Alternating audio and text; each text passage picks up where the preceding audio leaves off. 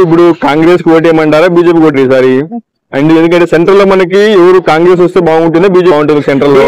Obviously BJP, ఎందుకంటే అప్పుడు ఇప్పుడు కాంగ్రెస్ వచ్చిన తర్వాత చాలా డిఫరెంట్ డ్రాస్టిక్ చేంజ్ అనిపిస్తుంది నాకు. ఎక్కడో ఉన్నది కొంచెం కొంచెం తగ్గిపోతున్నట్టు అనిపిస్తుంది.